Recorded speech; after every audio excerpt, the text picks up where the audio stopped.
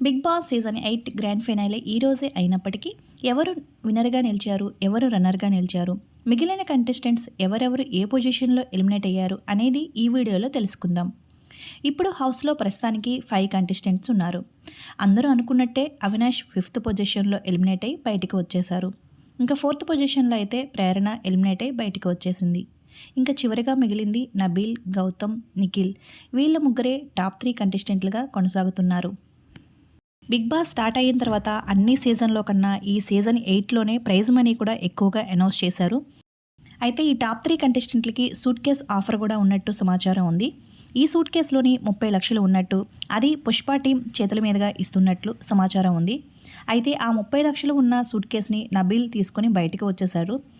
ఇంకా big boss హౌస్లో మిగిలింది టాప్ 2 కంటెస్టెంట్స్ గౌతమ్, నిఖిల్. వీళ్ళిద్దరిలో ఓటింగ్ పోల్స్లో ఫస్ట్ పొజిషన్లో ఉన్నది నిఖిల్. ఇంకేముంది, మన అందరం ఎంతగానో ఎదురు చూస్తున్న రోజు రానే వచ్చేసింది. బిగ్ బాస్ సీజన్ 8 విన్నర్ ట్రోఫీని నిఖిల్ చేతిలోకి వచ్చేసింది.